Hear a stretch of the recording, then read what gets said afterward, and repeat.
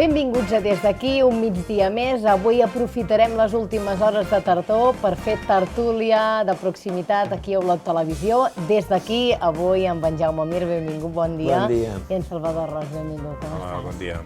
Avui és un dia d'aquells en què les portades veureu i segurament ahir al vespre, les rotatives, les redaccions, ahir a la nit van haver de córrer per canviar totes les portades que avui estan marcades per aquest anunci de la Generalitat de noves restriccions i dures a partir de la matinada d'aquest dijous. La Vanguardia titula que Catalunya torna a limitar els horaris i aforaments i recupera el toc de queda. De fet, aquestes són les principals mesures decretades per la Generalitat per frenar la variant Òmicron i de la qual avui es fan ressò tots els diaris, però en canvi la imatge de la Vanguardia veureu que avui està dedicada al nou major dels Mossos, el comissari de Tarragona, Josep Maria Estela, que relleva fins ara el major Josep Lluís Trapero. El País, Catalunya preveu el toc de queda davant l'explosió de contagis i la fotografia escollida per aquest diari, en canvi, és de les imatges de les cues a Madrid, com en moltes ciutats de tota Espanya, per fer-se una PCR davant de l'ascens de casos a tot el territori. El Periódico, també amb la imatge d'un CAP, en aquest cas a Barcelona, titulant Salut torna als límits d'ús i preveu el toc de queda. Recordem, entre les mesures, que l'oci nocturn tanca des de dijous, les cites privades es restringeixen a 10 persones i els bars redueixen el 50% l'aforament. L'Ara també dedica avui la imatge, en aquest cas, a la nova cúpula dels Mossos, aquests 3 nous dirigents del cos de policia català, el comissari Josep Maria Estela al centre i Rosa Bosch i Eduard Sallent, un canvi encarat a modernitzar el cos i feminitzar-lo, com explica avui el diari Ara i també comentarem a la tertúlia. També destaca que el govern aprova el retorn a les restriccions dures. El Punt avui diu també oci nocturn tancat i toc de queda, i una informació que destaca el Punt, que també és un signe de com està la situació. Salut calcula que ahir va haver 12.000 contagis en un sol dia, el que representa un rècord en qualsevol de les 6 onades que hem viscut fins ara. Trapero destituït és l'altre titular que avui destaca el Punt avui. El conseller d'Interior, Joan Ignasi Elena, va nomenar ahir, com diem, Josep Maria Estela com a nou cap dels Mossos. Ja ho heu vist, Catalunya ha estat la primera comunitat en anunciar mesures a l'espera d'aquesta reunió de presidents que s'havia de produir dimecres. Ja sabem que aquest serà un segon Nadal trist a casa nostra, amb màxim 10 persones als àpats, 50% d'aforament als bars, oci nocturn tancat, ara per ara, i amb la previsió que, segons com vagin les dades, s'implanti el toc de queda. Què en penseu? Era previsible que això acabés passant? Són suficients per vosaltres aquestes limitacions? Bueno, previsible, no sé. De fet, quan van començar les vacunes tots teníem molta fe en que la vacunació ens ajudaria, potser més del que ens ha ajudat. Passa que veient les dades de les últimes setmanes, jo crec que era no previsible, sinó inevitable, no? Que a l'hora de les festes de Nadal es prengués una decisió d'aquest tipus, com ja han fet altres països i segurament fins i tot més dures i tot, no? I per tant crec que era natural que això passés així i malauradament, altra vegada els mateixos sectors econòmics tornaran a quedar molt tocats, no? Perquè sobretot la restauració i l'oci nocturn s'esperava aquestes festes amb il·lusió, amb molta gent ja fent prereserva i una vegada més, desgraciadament, això no podrà ser. I tot això a 3 dies de Nadal, que avui és, recordem, l'últim dia de tardor, avui comença l'hivern i de fet divendres hi ha moltes neveres que ja una altra vegada ja eren plenes, segurament. Sí, jo crec que era, com ha dit en Jaume, inevitable, perquè si anàvem veient els diferents països de l'entorn europeus, que més o menys podien ser homologables en el nostre cas, anàvem veient que ja les mesures es anaven prenent i feia dies que ja molts països, Països Baixos o França, ja havien anat anunciant mesures. Per tant, era una cosa que les xifres, després de sortir del pont de la Puríssima, ens estaven indicant que la situació no era bona i que, per tant, malgrat la vacunació que ha fet que jo crec que molts casos no siguin tan greus i que, per tant, hem de confiar que la vacuna ha sigut una part de la solució i continua sent-ho, els contagis han anat augmentant i jo crec que ara avui aquesta xifra de dir que és el pitjor dia de casos registrats ens indica quina és la situació. Per tant, jo penso, celebro que aquestes restriccions, jo crec que inevitables, es prenguin com més aviat possible i per tant no perdem temps i els comencem a aplicar. Com ha dit en Jaume, plou sobre mullat i sempre els mateixos sectors són els que surten perjudicats. Per tant, jo penso que totes aquestes mesures han de tornar a anar acompanyades d'aquelles mesures econòmiques per compensar els sectors que sempre pateixen. I com has dit, a 3 dies de Nadal, moltes neveres plenes de gent, de cases, de restaurants, d'oci.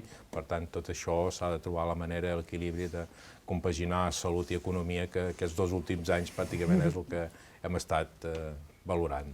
Queda clar que això haurà de venir acompanyat d'un paquet important de mesures econòmiques perquè d'alguna manera no es preveia que això pogués passar. Inevitablement, no? Vull dir, per això el que dèiem, fins i tot era recomanable que hi hagués aquesta decisió per part del govern, perquè fins ara hi havia hagut allò de dir, bueno, recomanacions, no? Les recomanacions normalment no van acompanyades d'ajuda, no? En el moment en què el govern pren una decisió de fer un tancament, doncs, evidentment, darrere hi han d'anar mesures que acompanyin sobretot els sectors que han quedat més afectats, jo crec. I a què atribuïu aquesta espera de que s'hagi trigat tant veient què feien els altres països europeus a veure què passava? S'esperava que es pogués accelerar la vacunació i això finalment no ha estat així?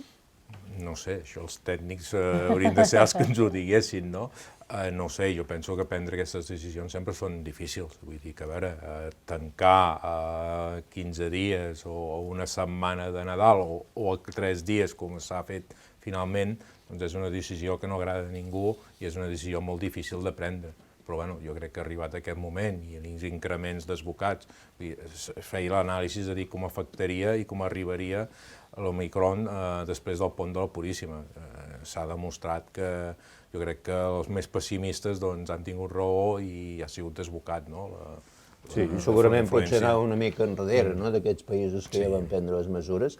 Jo penso que l'important aquí és que les decisions es prenguin amb fonament a darrere, que els professionals sanitaris siguin els que donguin les instruccions, perquè finalment són els que realment entenen amb això, vull dir, els polítics el que han de fer és això, a partir d'unes recomanacions dels tècnics sanitaris, doncs fer el que es cregui millor, i el que dèiem, és una decisió molt complicada aquesta sempre, això de tancar és impopular, afecta molta gent i per tant jo entenc que s'esperi allò fins a l'últim moment. Jo penso que també hi havia mesures que en aquests moments s'estaven valorant, el passaport Covid, hem vist que es tornaven a formar cues als centres de vacunació perquè es demanava el passaport. Vull dir que, a veure, totes aquestes... El que passa que s'està demostrant que la vacuna evita l'agreujament, a dia d'avui sembla, però no el contagi. Per tant, diguéssim, a veure, també tenim molts més vacunats que pel fet d'aquestes mesures que s'han anat prenent han anat, i per tant, jo crec que s'estaven valorant diferents escenaris i com diu en Jaume, jo penso que aquí hi ha d'haver-hi el criteri científic dels metges de tota aquesta avaluació constant d'una cosa que continua sent desconeguda.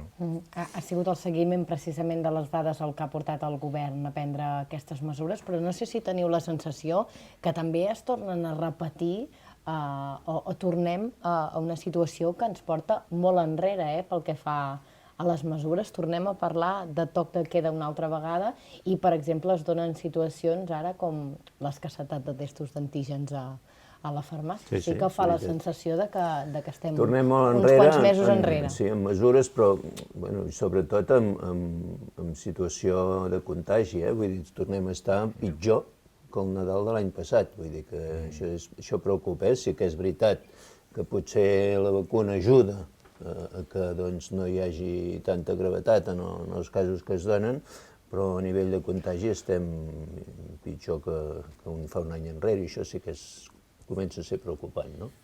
Sí, jo penso que aquesta malaltia ens està desbordant a tots, no? Vull dir que jo penso que veus metges, que hi ha un debat doncs, en el món científic de dir quines són les millors mesures. Vull dir que, a veure, jo penso que és una mica assaig i error, no? Vull dir que, a veure, jo penso que estem molt més ben preparats, no? Vull dir, en quant a equipaments, és veritat que hi ha tests d'antígens que hi ha farmàcies que s'han acabat o que diuen que no n'hi ha, però n'hi ha, i en principi estem, jo crec que molt més ben preparats en tot el sistema i que, per tant, la capacitat de reacció és gran. El que passa és que aquest virus doncs, sobrepassa, jo crec que totes les prediccions, no? Vull dir que, a veure, després de tot el que s'ha fet, el que s'ha anat avançant, que estiguem allà on estem avui en dia, doncs, bueno, no ho sé, és una incertesa tot plegat. No?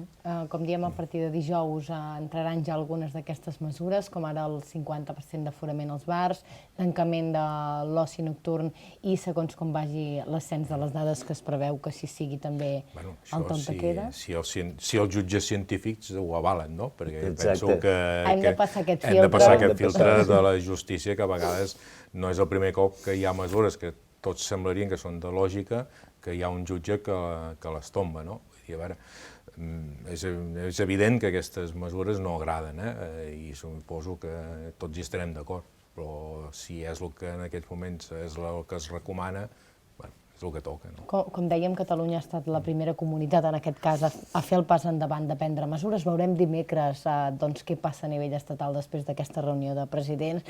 S'espera, això sí, que hi hagi unes mesures unitàries, però, per exemple, la senyora Díaz Ayuso ja descartava fa unes hores, no sé si haurà canviat d'opinió veient la decisió de la Generalitat, que no pensaven aplicar mesures. Què en penseu que cada comunitat, tal com està la pandèmia, pugui prendre decisions de manera més o menys unilateral?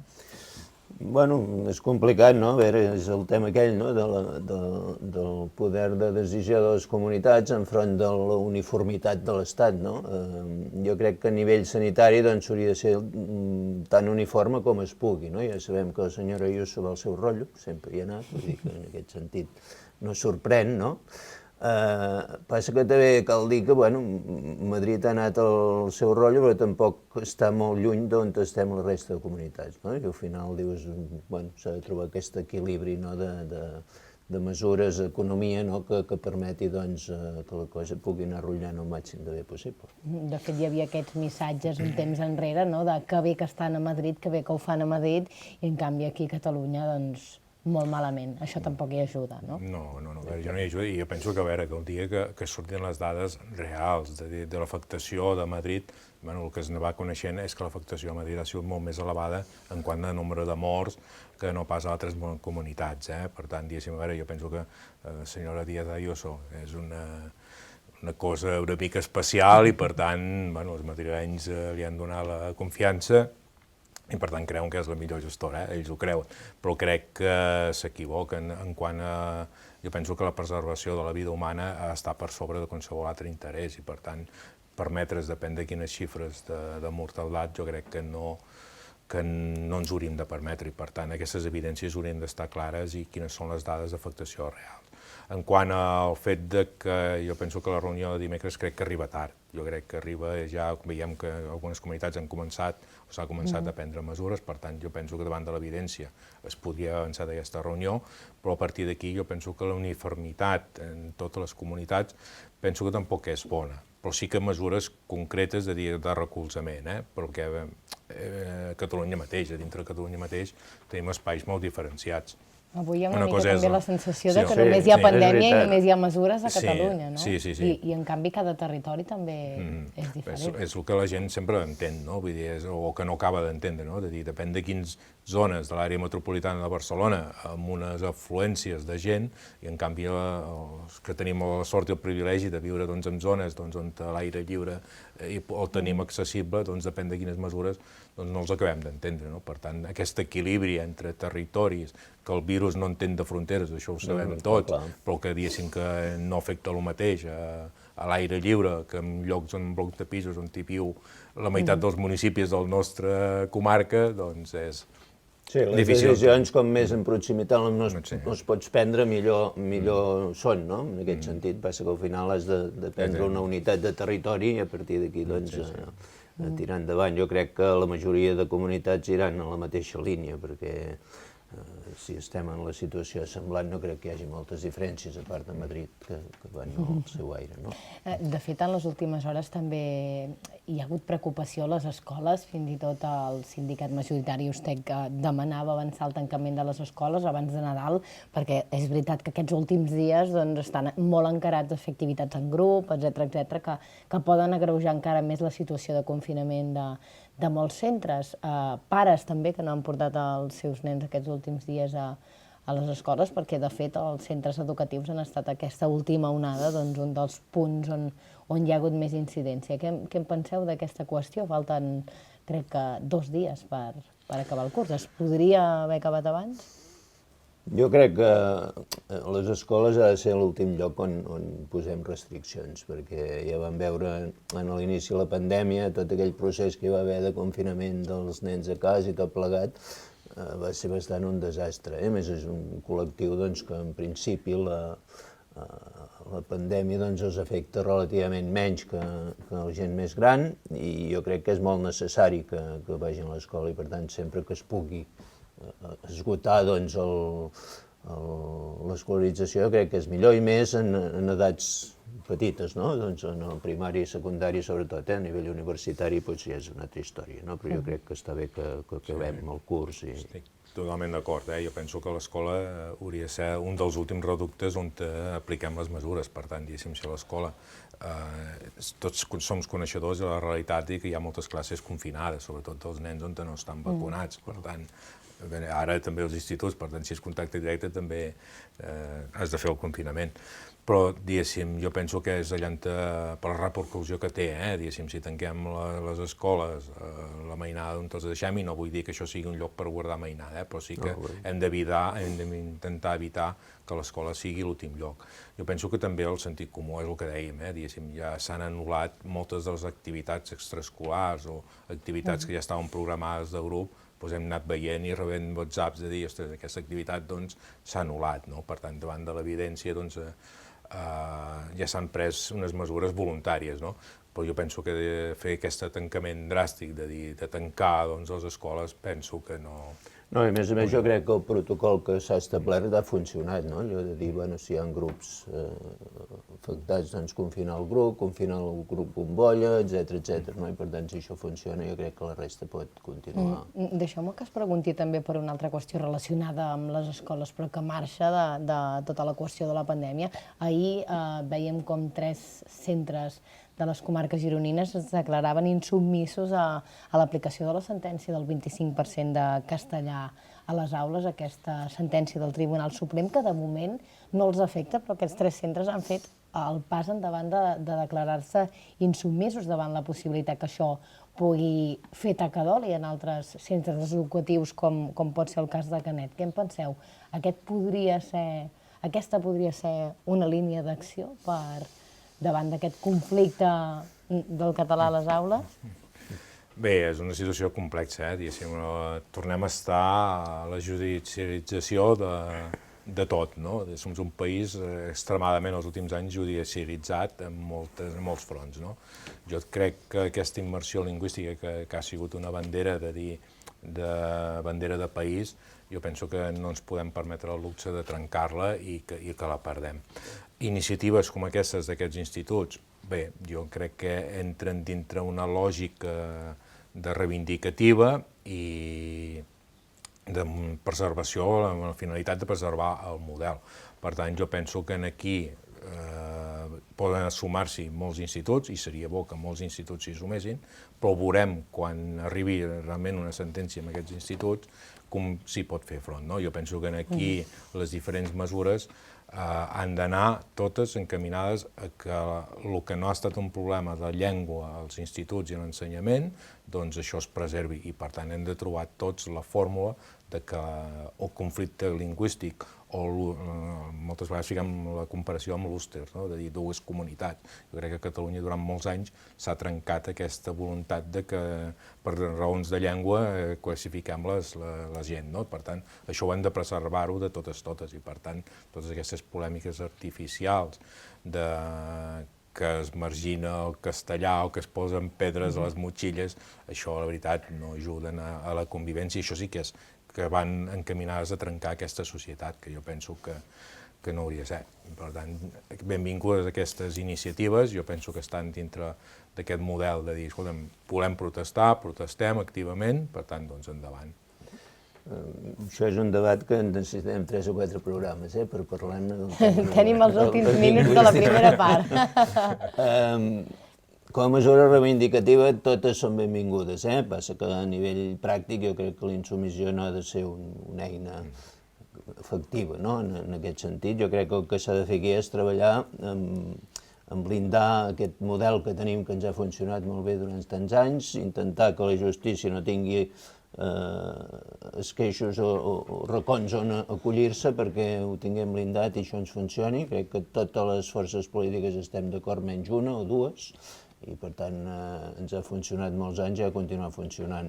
L'ensenyament, afortunadament, els nanos que ens surten de les escoles saben català i saben castellà, i el saben bé, i el parlen i l'escriuen, i per tant això és un model que jo crec que dels millors que hi ha en les comunitats bilingües de l'Estat, i per tant en aquest sentit doncs endavant. La insubmissió pot ser una eina de reivindicació, però no una eina efectiva després perquè puguem tirar per aquí. Molt bé, veurem com evoluciona aquesta qüestió. Fem una pausa de pocs minuts i tornem de seguida fent tertúlia amb en Jaume Mir i en Salvador Ros. Fins ara.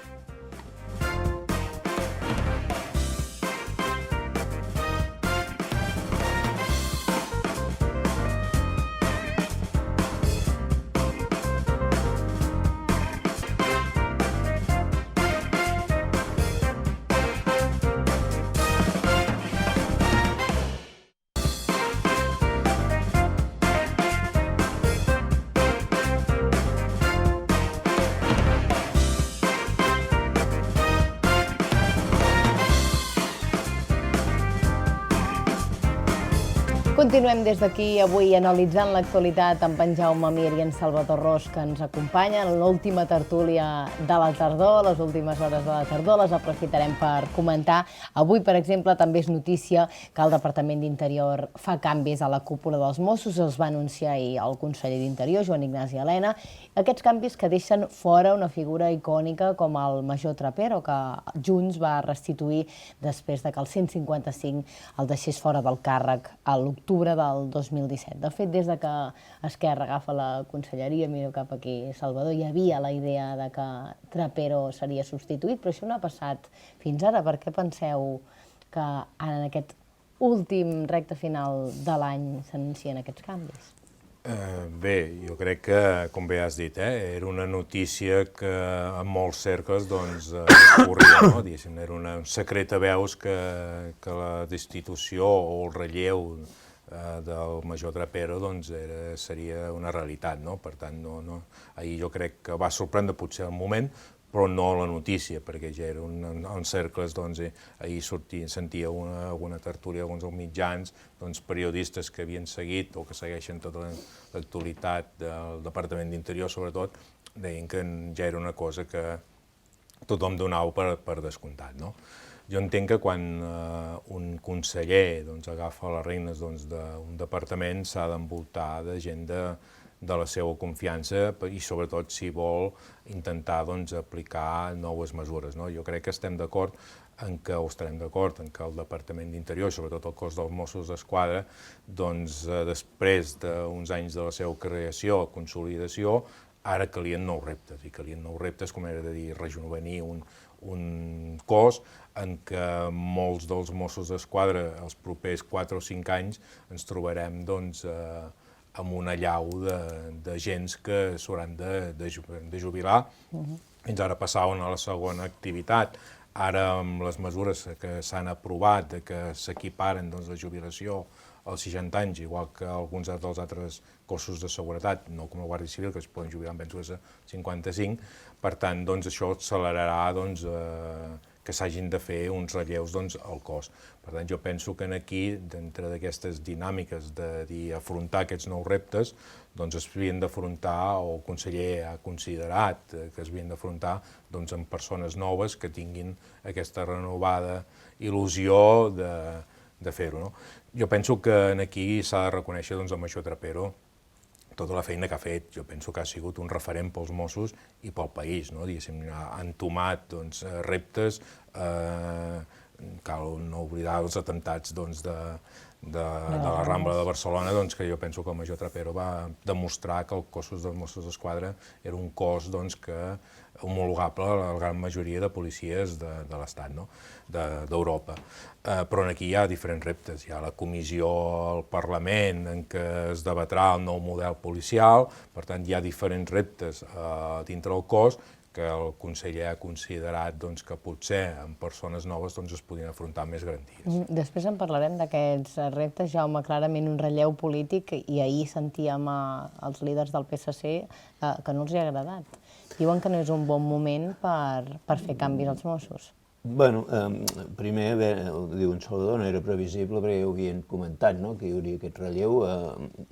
No sé si és recomanable, el senyor Traperos tindrà els seus detractors i els seus avaladors, però era un senyor que, com ha dit en Salvador, ens ha fet una gran feina dintre els Mossos, i ja fa molts anys que a Catalunya parlem que aquest cos necessita una estabilitat, perquè tota la convulsió que hi ha hagut aquests darrers anys ha fet que els Mossos estiguin en el focus sempre de l'opinió pública, i una certa estabilitat aniria bé.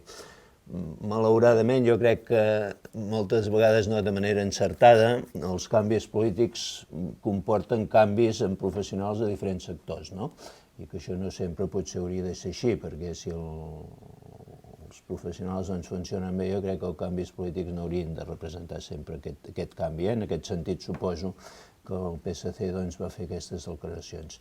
Dit això, evidentment, els consellers són lliures de designar els seus càrrecs de confiança, i en aquest cas simplement esperem que sigui un relleu pacífic, tranquil, i que serveixi sobretot pel que deia en Salvador, per afrontar els reptes que es plantegen en aquest nou període. Penseu que la figura de Trapero també ahir se'n va parlar tant precisament perquè transcendeix una mica el que és la seva funció com a major dels Mossos, per tot el simbolisme que l'acompanya, tota la seva situació judicial que va passar, arran del 155, per aquesta gestió de l'atemptat de les Rambles també. És una figura icònica, però incòmoda també per a alguns sectors? Bé, aquest país tenim, i sobretot amb el procés, avui en dia hi ha gent que està dalt de tot i l'endemà estan a baix. Vull dir, a veure, jo crec que... Hi havia aquell bueno, pues molt bé, pues adiós, no? Sí, evidentment. Jo crec que primer de tot que el comandament major dels Mossos estigui amb aquest punt de mira dintre dels mitjans públics, això tampoc no hauria de ser habitual, no? Hi ha tot el component aquí que ha pesat molt, diguéssim, jo crec que tota la llosa del procés, no? Diguéssim que el major dels Mossos sigui acusat de rebel·lió, home, no passa en gaires països d'Europa, per tant, això ja per si sol ha estat jo crec que un cansament dintre de la mateixa figura. Jo crec que quan cop es restitueix la figura del major i torna a entrar torna al seu lloc, jo crec que no ho fa amb les mateixes condicions, crec, no ho sé, però crec que jo almenys, si després de tot aquest procés reincorpora segurament alguna cosa, alguna seqüela ha deixat, no? Però jo penso que més enllà d'aquesta figura, jo penso que el model, crec que el que s'ha intentat vendre és un model de sistema, no? Diguéssim, el major era un sistema d'avaluació i només es va presentar el senyor Trapero quan es va ser elegit, però el major és funcionarial i per tant és una figura funcionarial. Per tant, el major ara no es pot destituir, per tant, fins que el senyor Trapero estigui a la Generalitat serà el major dels Mossos, per tant, això pot ocasionar un problema en quant a rangs, que els comissaris estarien per sota el rang del major. Per tant, jo penso que aquesta figura que es va restituir, que només penso que va estar vigent durant 3 anys en una època, restituir la figura de major poder no va ser el millor dels encerts, no? Per tant, diguéssim, a veure, la figura jo penso que ha de ser professional qui dirigeixi els cossos dels Mossos d'Esquadra, però dintre un rang de comissaris que per tant es pugui allò avaluar qui són en un moment determinat qui pugui dirigir els Mossos, no? I si hi ha una pèrdua de confiança política o de sistema o que no funcioni, es pugui substituir. La figura de major jo crec que es va provar i jo crec que potser no és el millor encert que aquesta figura. Sí, segurament. Esclar, segur que ja ha fet tot aquest procés mediàtic que ha patit aquest senyor, doncs ha fet que tingui molt més relleu el seu canvi. Segurament no és el primer cap de Mossos que es canvia i per tant ara ha estat molta notícia. Jo d'acord, una mica és un senyor que bé, ha tingut el seu moment, la seva història i que jo crec que ara potser ja no calia la restitució, entenc que era una restitució més de caire polític per donar una visibilitat a la sentència que va rebre dels jutges, però un cop feta jo crec que està bé poder-li donar un relleu tranquil també i començar un nou període amb noves propostes. Jo vaig sentir el senyor Elena l'altre dia, jo crec que les propostes que es fan són raonables, encertades, jo crec que poden donar un aire nou en el cos. De fet, ahir se'n van apuntar algunes, com per exemple prendre les decisions més de manera en equip i no individual. Això també ens dona pistes de què pot haver passat aquí a l'hora de prendre aquesta decisió. Per exemple, feminitzar el cos. També hi veiem una dona en aquesta fotografia que recollien també els diaris de la cúpula dels Mossos. O, per exemple, aquest repte de la modernització. Però segurament n'hi ha molts de reptes en el cos dels Mossos perquè també s'està treballant precisament en un nou pla per canviar tot aquest sistema. Jo crec que hi ha tres línies. Una és dir que el sostre històric de topall de màxim de Mossos, jo penso que aquí es trencarà i l'acord amb el govern central de Madrid ha permès que s'incrementi el número de Mossos totals que hi ha, ara no recordo la xifra, però el sostre es preveia l'increment, perquè veníem d'unes xifres d'unes poblacions de Catalunya, de catalans i catalanes, que estaven ja ultrapassades i el desplegament dels Mossos dels últims anys ha fet que aquesta xifra fos necessària augmentar-la. L'altre és el número d'efectius reals que hi havia, vull dir que, a veure, el fet que no es poguessin jubilar els Mossos, però sí passar a una segona activitat, això marmava també els efectius, perquè la segona activitat volia dir feines més administratives a dintre de la comissaria i que els efectius reals que hi havia al carrer quedessin marmats. Per tant, això significava tenim pocs Mossos i encara hi ha una part dels pocs Mossos que tenim que no poden fer feines de mosso al carrer o de vigilància. I la tercera pota jo penso que és la de quin model de policia volem pels propers anys i per tant aquesta comissió que ha de definir quin serà el model policial en determinats àmbits també és un repte important per la modernització del cos dels Mossos. Sí, sorprèn això que deies, Paula, del treball en equip. Se suposa que ja el treball en equip és una cosa instaurada a tot arreu i a mi em va sorprendre, allò de dir com un dels reptes, que era un cos en què les decisions eren molt individualitzades, una manca de comunicació, crec, entre el CAP i la conselleria i tot això suposo que també ha fet i ha provocat aquest canvi, Molt important el tema de la feminització, jo crec que surt una dona però n'haurien de sortir moltes més, jo crec que també això l'Helena va comunicar, jo crec que és molt interessant perquè també les dones poden donar una visió diferent, el que tenim als cossos de seguretat, que els homes són més brutos, allò més de patacada, les dones són més racionals, pensen més les coses, jo crec que donaran un aire molt interessant en el cos. En tot cas, pel que fa als reptes i portant-ho aquí a la comarca, és evident que la manca d'efectius és un fet, en territoris on, per exemple, només correspon que hi hagi policia municipal en ciutats grans com Olot i a la resta de la comarca són els Mossos els que han de vetllar per la seguretat de tots els veïns i veïnes. Ben cert. De fet, fa molts anys jo crec que parlem, deies, d'aixecar el topall dels Mossos, jo crec que hi ha mancança en els cossos de seguretat a Catalunya i a Olot també, no? Els municipals sí que fan la feina, però també fa molts anys que parlàvem de mancances en el cos dels municipals que no donaven l'abast, no? Doncs per fer tot això, i fins i tot crec que no fa molt vam sentir la possibilitat de que el quartel de Mossos d'Olot marxés, no? Vull dir que són d'aquelles coses que crec que sí que val la pena poder-ho resoldre perquè tenen una feina important a fer a Olot i a la comarca i crec que estaria bé que hi fossin reforçats d'una manera important. Sí, jo crec que, a veure, jo penso que és evident que el número de Mossos no és l'adequat ni a la Garrotxa ni a Catalunya, però quan parlem de més de proximitat, a la Garrotxa no sé quin número de Mossos hi ha ara, però segurament hi havia hagut uns anys en què n'hi havia molts més que no pas ara. Per tant, això és una evidència que s'ha de restablir. Però això tampoc és fàcil, perquè, esclar, ha sortit una promoció dels Mossos i en sortirà una altra. L'escola de policia de Catalunya té la capacitat que té i té la capacitat de produir Mossos cada any i noves promocions, però esclar, suplir, arribar al topall que s'ha marcat, això s'ha de preveure en una sèrie d'anys. Per tant, no és d'avui per demà que surtis i facis una oferta pública de Mossos i en contractis 4.000 d'avui per demà. Per tant, això ha de seguir una pauta, els Mossos tenen el seu procés intern de selecció i el procés de l'acadèmia que dura uns mesos, pràcticament penso que són 9 mesos, per tant, tot aquest període de formació, per més voluntat política que creïs i en tinguis per agilitzar-ho, però el topall és de dir que, esclar, les promocions que poden sortir cada any, el número de Mossos, són limitats. I abordem ara l'últim tema d'actualitat de la tertúlia d'avui. Aquest cap de setmana el Congrés Extraordinari del PSC ha ratificat també canvis, ara que parlàvem de canvis als Mossos, canvis al capdavant del partit a Catalunya, Jaume, Miquel Iceta com a president i Salvador Illa com a primer secretari, també amb una executiva renovada.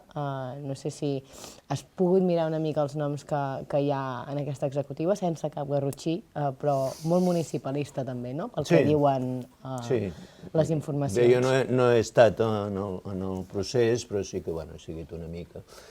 Jo crec que era un procés natural, no? Perquè el Salvador Illa es va presentar a les eleccions autonòmiques d'una manera precipitada, no? Va ser un relleu com molt ràpid, i això requeria d'un congrés en el qual es refés una mica tot l'aparell del partit, i és el que es va fer, no? Jo crec que és una llista per primera vegada absolutament paritària, de les 74 hi ha meitat i meitat, 54 crec que eren, que això està bé, i no hi ha garrotxins, però hi ha gironins, hi ha gent que coneixem de prop, i per tant jo crec que farà la feina que ha de fer, que era el de donar rellevància al Salvador Illa i anar preparant el grup per les properes eleccions. Jo crec que en aquest sentit està bé. És una llista com quasi sempre, en el PSC són llistes executives molt municipalistes, que són gent que ha estat molt en el territori i que s'ha preparat en gestió municipal i que a partir d'aquí ha fet el seu salt al partit per afrontar nous reptes. Jo crec que serà una bona llista i que podrem fer una bona feina. Com s'ha de llegir aquest canvi de lideratges després d'17 amb tant de temps com a primer secretari i ara Salvador Illa, que, com deia Jaume, va saltar del Ministeri de Sanitat per ser el candidat a la Generalitat i llegim ahir a les portades objectiu Generalitat. Per tant, la lectura és clara en aquest aspecte. Salvador, com ho veus? Bé, és legítim que el PSC, el seu objectiu sigui intentar aconseguir l'objectiu de tornar a la presidència de la Generalitat. Vull dir, ja amb 2 presidents ho ha aconseguit i, per tant, seria lògic, no? Jo la lectura que em faig és de dir, a veure si serveix aquest canvi per tornar a veure aquell PSC que estàvem, o que molts anhelàvem, no? És a dir, aquell PSC que creia en el dret a l'autodeterminació, que era contundent amb el seu compromís amb la immersió lingüística, aquell PSC que era catalanista, que jo crec que la C del PSC dels últims anys l'ha anat perdent. Jo penso que els últims anys, en molts de llocs, ha entrat amb aquesta complicitat amb Ciutadans, d'haver de lluitar amb un electorat de tendència espanyolista. Jo crec que aquests grans líders que havia tingut en alguns anys, Maragall, Helena, tota aquesta gent que havien estat a al PSC, l'han abandonat perquè la seva deriva envers Catalunya s'havia desviat. Jo celebraria que el PSC recuperés aquesta arrel de tradició catalanista, vull dir que no entrés en aquest joc que entra ja no el PP, que aquests ja els donen perduts, però també aquest paper que el PP juga a Catalunya és residual, vull dir, amb 3 diputats, una sola alcaldia. El PSC no és aquest paper, malgrat haver perdut pes tant a la Generalitat com a les alcaldies, és un partit que conserva una força, però jo el voldria veure més a aquest costat de recuperar aquesta arrel de tradició catalanista que no la deriva dels últims anys de lluitar amb un electorat potser més de caire espanyolista i lluitant amb Ciutadans per veure replegar aquests vots. Jo penso que la centralitat. Exacte, Salvador, aquesta centralitat que ja vam poder veure a la intervenció del senyor Illa en aquest congrés extraordinari que deia, per exemple, no ens dividiran per la llengua, una altra qüestió que està a l'ordre del dia i sobre la qual fins ara el PSC tampoc havia adoptat una posició molt clara, no? Malgrat ser un dels principals partits impulsors de la immersió lingüística. En el tema que comentaves de l'Iceta, jo crec que ha fet un procés, jo crec que l'Iceta va viure els pitjors resultats electorals del PSC a Catalunya i ha acabat el seu procés portant el partit, estant el partit viu, estant el partit guanyant les darreres eleccions, vull dir que realment han fet una bona feina perquè així ha estat reconeguda pel seu electorat. Pel que fa al tema del catalanisme, jo crec que les arrels catalanes del PSC no s'han perdut en cap moment. El que ha passat en aquest procés és que hi ha hagut una deriva no només del PSC sinó de la política en general. Hi ha hagut partits com Convergència de tota la vida, que no havia estat mai independentista, que es va posar en un procés cap a la independència. El PSC tradicionalment no ha estat i no és un partit que tingui la independència com a objectiu, sinó que el seu objectiu és un estat federal, que és una altra cosa, no? I per tant aquesta radicalització de la política ha portat a que alguns partits hagin anat molt cap a un costat i altres ens hem quedat més cap a un altre, no? Amb postures diferents, amb plantejaments diferents, però sense perdre l'arrel del catalanisme. Jo crec que dintre del PSC hi ha molta gent catalana, molta gent que vol la llengua, que sent la llengua, que la defensa, i jo crec que en el tema de la llengua, sobretot en aquest tema, no tenim cap dubte des del PSC, que ha de ser un tema que s'ha de seguir parlant, s'ha de seguir treballant perquè es parli a l'escola, però sobretot perquè es parli fora de l'escola i per tant en la defensa del català hi serem sempre segur. Segur que en seguirem parlant, però serà un altre dia, perquè avui ho hem de deixar aquí a la tertúlia i des d'aquí. I tornem demà a Salvador Ros, Jaume Mir, moltes gràcies, bones festes, el que es puguin celebrar. I tornem demà, per cert, si no m'equivoco, dia de Loteria Nacional i segurament de molts altres temes d'actualitat tenint en compte el que diuen els titulars de la premsa. Però això serà demà. Adéu-siau, que vagi bé.